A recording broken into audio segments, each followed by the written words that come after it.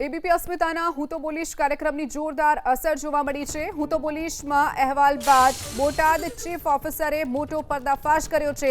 બોટાદ નગરપાલિકામાં પતિરાજનો ખુદ ચીફ ઓફિસરે જ પર્દાફાશ કર્યો છે।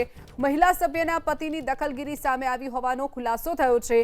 નગરપાલિકામાં નોટિસ લગાડવામાં આવી છે। મહિલા સભ્યોના પતિની ગેરકાયદે પ્રવેશને લઈ અને પાલિકામાં નોટિસ લગાવી દેવામાં આવી છે।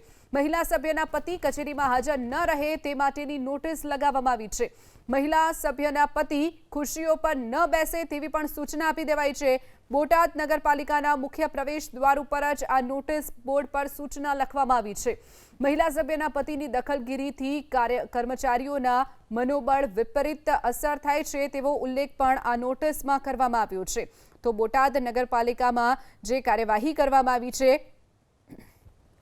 એબીપી અસ્મિતાએ થોડા સમય પહેલા જ જે કાર્યક્રમ કર્યો હતો અને તેમાં મોટો પર્દાફાશ જે થયો હતો ત્યારબાદથી બોટાદ ચીફ ઓફિસર ખુદે જ આ પર્દાફાશ કર્યો છે અને બોટાદ નગરપાલિકામાં પતિરાજનો ખુદ ચીફ ઓફિસરે પર્દાફાશ કર્યો છે અને સાથે જ નોટિસ લગાવવામાં આવી છે।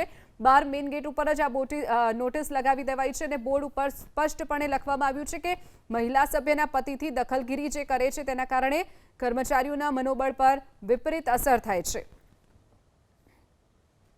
સભ્યશ્રી દ્વારા નગરપાલિકાની વિવિધ શાખાઓમાં મહિલા સભ્યશ્રીઓના પતિ અને અથવા બિનઅધિકૃત વ્યક્તિઓ દ્વારા નગરપાલિકાના વહીવટમાં અત્રેની કચેરીના કર્મચારીઓની વહીવટમાં મનોબળ ઉપર વિપરીત અસર પડી શકે એ બાબતે એ અનુસંધાને રજૂઆત કરેલી હતી, જેને નગરપાલિકા દ્વારા પ્રજાને પૂરી પાડતી સેવાઓ અને પ્રજાકીય સેવાઓમાં ખાસ કરીને કોઈ વિક્ષેપ કે અંતરાય ઉપસ્થિત ન થાય તે માટે અત્રે દ્વારા આ પ્રમાણેની સૂચના આપવામાં આવેલી હતી।